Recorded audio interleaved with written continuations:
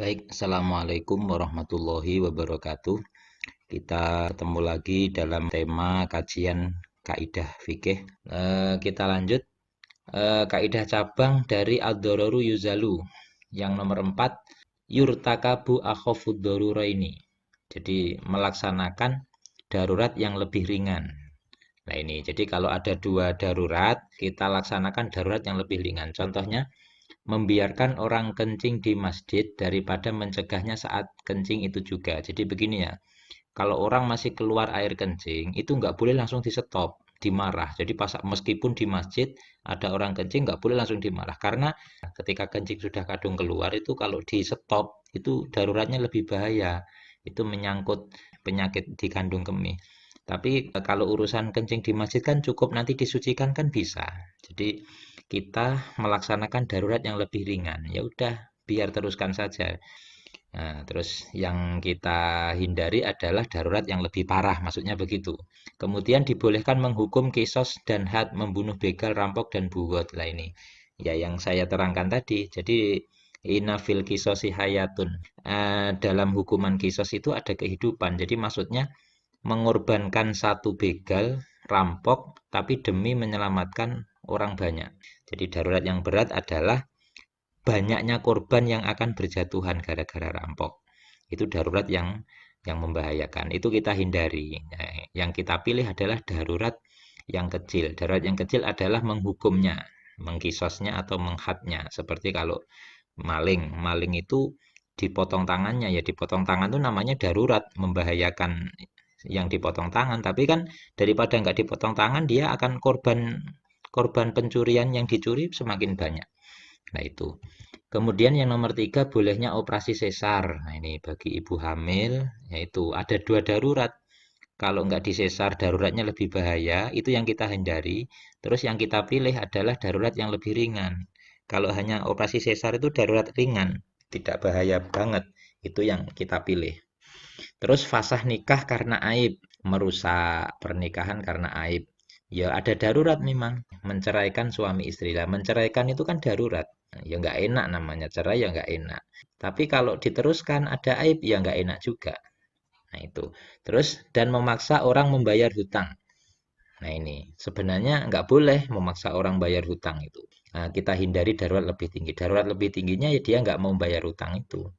Atau yang karena fasah nikah tadi darurat yang lebih tingginya adalah yang mempertahankan aib itu darurat lebih tinggi. Lah itu yang kita hindari. Akhirnya boleh fasah, meskipun dalam fasah juga ada darurat tapi kan ringan. Kemudian yang nomor 4 contohnya berbohong demi mendamaikan pertikaian antar penduduk. Jadi kalau ada satu etnis itu kita mendamaikannya boleh dengan cara berbohong. Berbohong itu dosa. Dosa itu berarti kan kita melakukan darurat, sesuatu yang darurat. Tapi daruratnya pertikaian lebih besar. Jadi daruratnya pertikaian itu yang kita hindari dan yang kita pilih adalah melakukan darurat yang kecil, yaitu berbohong. Meskipun darurat berbohong adalah efeknya nanti kita berdosa. Tapi menghindari pertikaian itu lebih penting. Atau pertikaian antar suami istri. Nah, jadi kalau ada suami istri bertikai, kita bohong untuk mendamaikannya itu nggak masalah. Kemudian yang nomor 5, menaikkan harga BBM oleh pemerintah demi menghindari mafsadah perekonomian. Nah, ini juga boleh. Jadi mafsadah perekonomian nanti efeknya merambah ke seluruh rakyat. Menaikkan harga BBM ada efek negatifnya, tapi perekonomian yang jeblok itu juga ada efek negatifnya. Nah, ini kita pilih menaikkan ekonomi meskipun mengalahkan harus menaikkan BBM. Kemudian yang nomor 5 adalah darul mafasidi muqaddamun ala jalbil masolih. Menolak kerusakan itu lebih diutamakan daripada mendatangkan kemaslahatan. Jadi yang penting itu adalah efek negatifnya dulu yang kita hindari.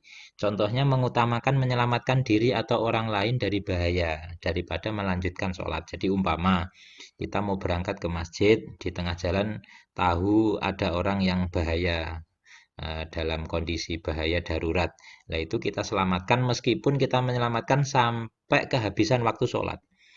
Nah ini nggak masalah kalau urusan sholat jalbul masoleh, kemaslahatan. Jadi sholat itu adalah kemaslahatan mencari pahala dan seterusnya.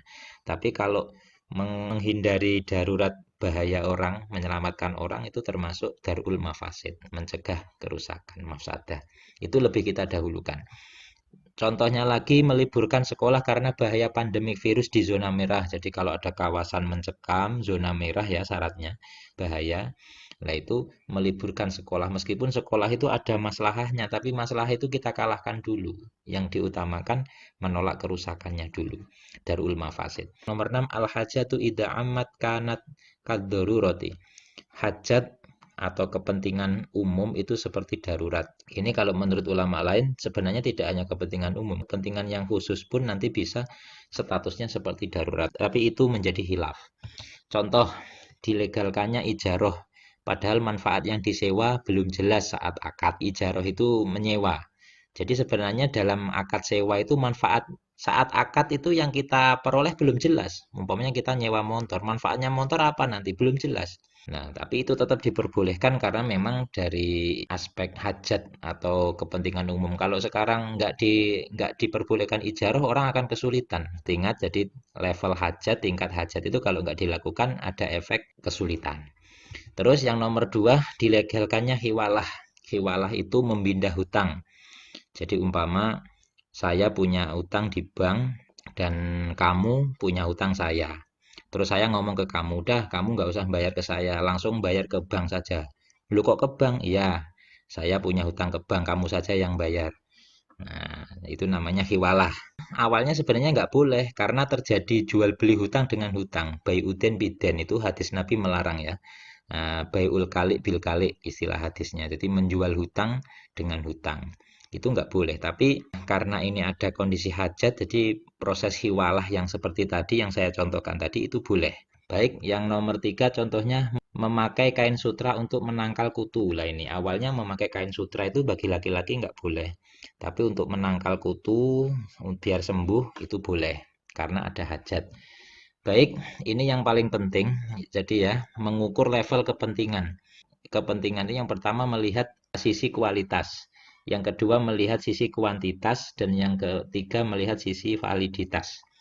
Saya bahas dari yang pertama, melihat sisi kualitas itu contohnya ini. Yang nomor 1 adalah darurat demi menjaga agama.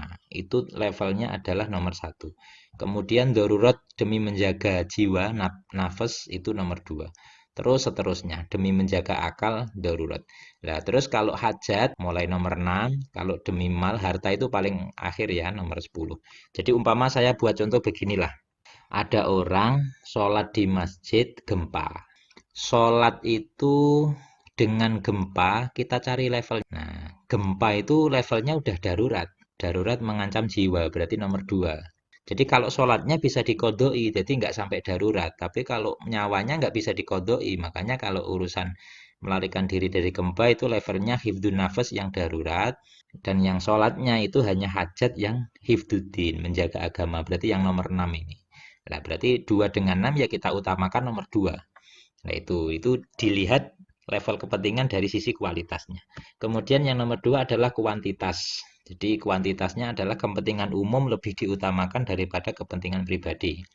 Kemudian yang nomor 3 adalah validitas, tingkat kepastiannya, valid enggaknya. Jadi yang pertama adalah tingkat pasti atau qot'i, itu yang harus kita utamakan. Yang kedua adalah tingkat doni, doni itu dugaan kuat. Itu level nomor 2. Terus level nomor 3 adalah meragukan. Kalau meragukan ini nggak usah diikuti. Al yakinu la yuzalu bisak. Jadi itu ya. Jadi umpama contohnya begini, kalau pas gempa tadi, kalau gempanya itu tidak meyakinkan untuk mengancam jiwa ya berarti levelnya bukan darurat. Nah itu, jadi ya tetap meneruskan sholat. Jadi umpama pas sholat di masjid ada gempa, tapi gempanya hanya berapa skala Richter nggak sampai membahayakan.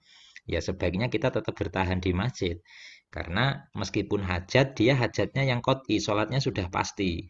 Tapi untuk gempa mengancam jiwa, hifdun nafas yang nomor 2 ini, daruratnya darurat yang tidak pasti. Jadi akhirnya levelnya bukan nomor 2 lagi. Yang kita pilih yang nomor 6.